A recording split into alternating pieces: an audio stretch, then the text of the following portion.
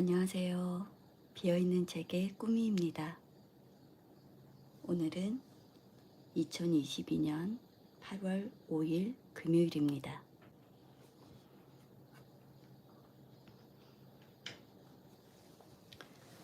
(165일째) 필사를 하는 날입니다.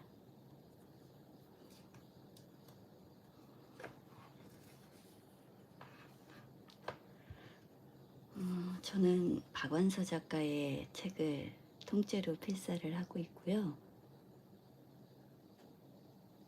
지금 필사를 하고 있는 책은 모래알 만한 진실이라도 에세이를 필사하고 있습니다. 오늘은 150쪽을 필사를 하게 됩니다.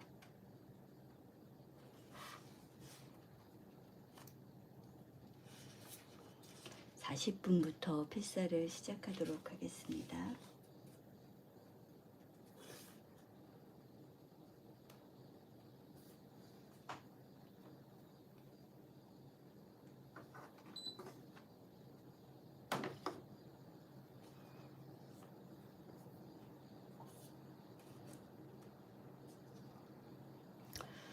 밖이 이제 조금 환해지기는 했는데요. 약간 흐린 것 같습니다. 구름도 좀 보이고요.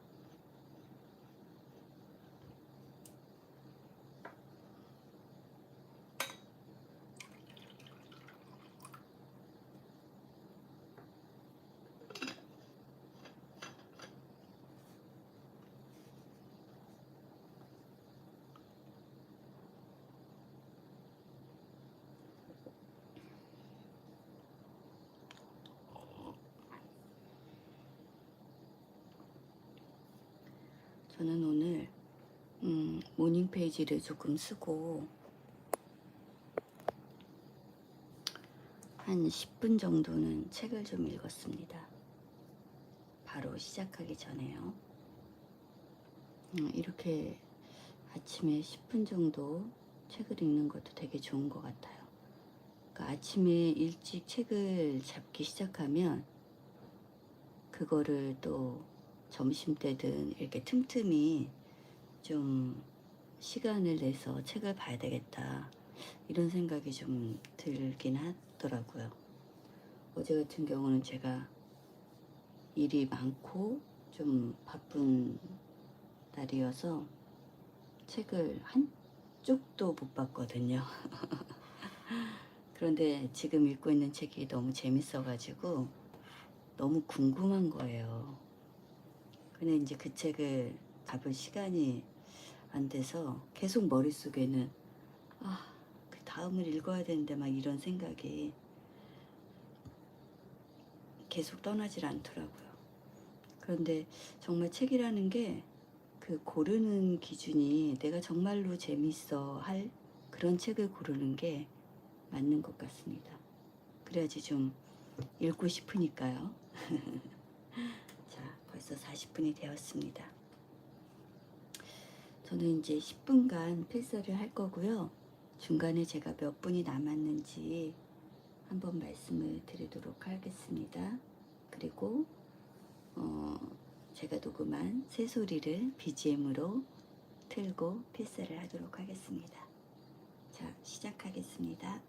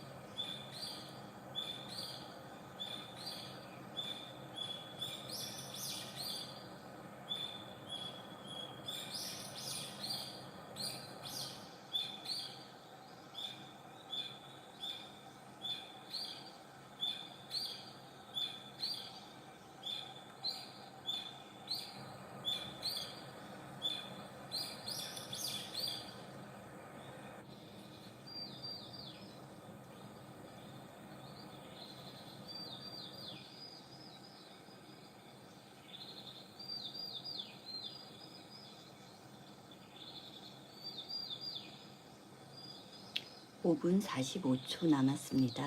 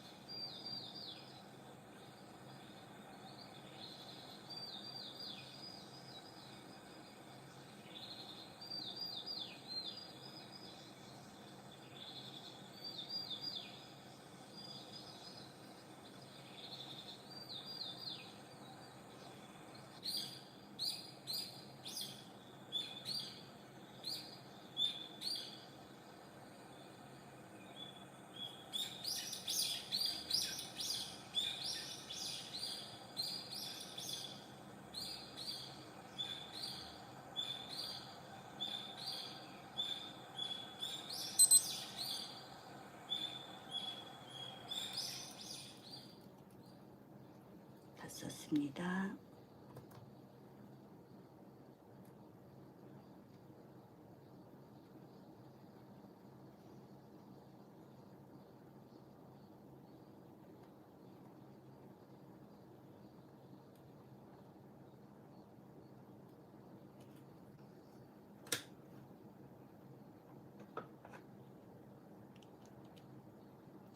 저는 오늘 151쪽까지 넘어갔습니다.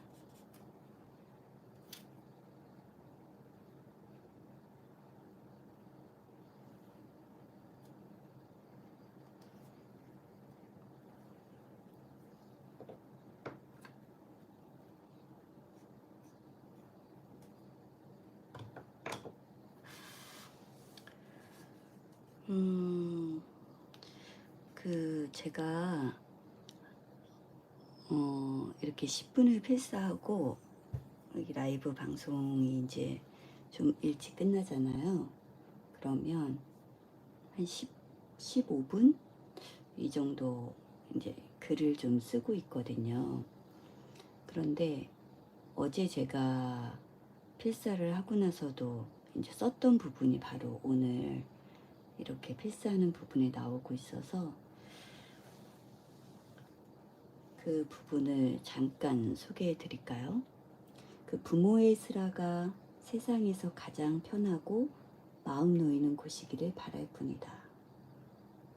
집이, 부모의 슬하가 우리 아이들에게 제일 편하고 마음 놓이는 곳이기를 바랄 뿐이다. 이런 글을 쓰신 건데요. 저는 이건 정말 어느 부모든지 할 수 있다고 생각하거든요. 이게 경제적으로 잘 살고 못 살고 내가 여유 있고 없고가 문제가 아닌 것 같아요. 그러니까 자녀가 어릴 때는 사실은 그걸 잘 모르죠. 어린 나이에 우리 집이 잘 사는구나 못 사는구나 이런 거를 아주 어릴 때는 몰라요. 그리고 그거를 아는 나이가 됐을 때는 이제 학교에 들어갔을 때 친구들을 통해서 알게 되죠.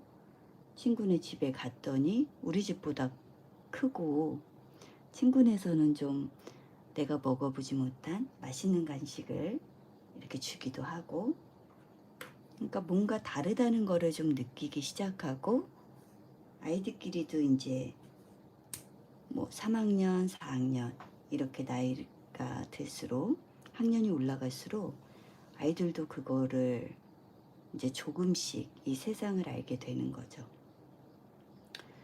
그러면서 이제 우리 집이 경제적으로 내 친구의 집보다 좀 힘들구나 아니면 조금 여유가 있구나 이런 것들을 표현은 잘 못하더라도 좀 알게 되는 순간이 와요.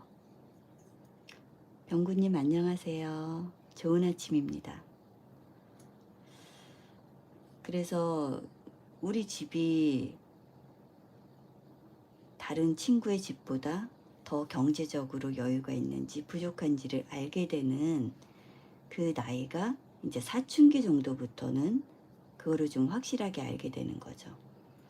내가 무언가를 갖고 싶을 때 그걸 이제 부모한테 사달라고 요구를 하거나 아니면 요구를 하지 못하는 상황이 됐을 때 아는 거죠. 그리고 내 친구와 내가 당연히 이제 갖고 다니는 물건이나 입는 옷이나 뭐 이런 것들이 차이가 나는 거를 그들도 이제 확인을 하게 됩니다. 그러면서 이제 자녀들이 사춘기를 거쳐 중학교, 고등학교 이렇게 갈수록 우리 집의 경제 사정이 어떻다는 거를 아이들은 알게 되죠. 그리고 성인이 돼서도 이제 한동안은 그렇게 느끼게 되죠. 그리고 이제 본인이 직접 돈을 버는 나이가 되었을 때 그때는 조금 다른 것 같아요. 그러니까 내 원가정의 경제 사정이 나하고는 조금 별개로 떨어지는 시기가 되거든요. 근데 제가 이제 생각하는 부분이 뭐냐면, 그렇게 성인이 돼서 집을 나갔을 때, 독립했을 경우, 자녀들은 그때도 자녀잖아요. 그런데 그렇게 밖에서 독립된 생활을 하면서도 힘든 일이 있거나 기쁜 일이 있거나 이랬을 때 집이 당연히 생각나게 되거든요. 그런데 그 집을 떠올렸을 때 내가 좀 가고 싶은 곳이었으면 하는 생각이 드는 거예요.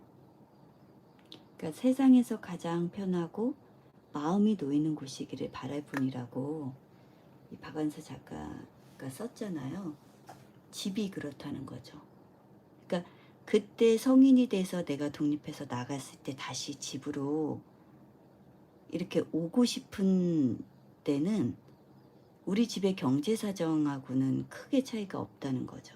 내 마음적으로 내가 가서 기댈 곳, 쉴 곳, 기쁨을 나눌 곳, 슬픔을 좀 가라앉힐 수 있는 곳, 이런 곳이 저는 집이어야 된다고 생각을 하고, 성인이 되어서 독립한 자녀들이 집으로 왔을 때는 그 어린 시절에 따뜻했던 그런 것들을 좀 느낄 수 있기를 바라거든요.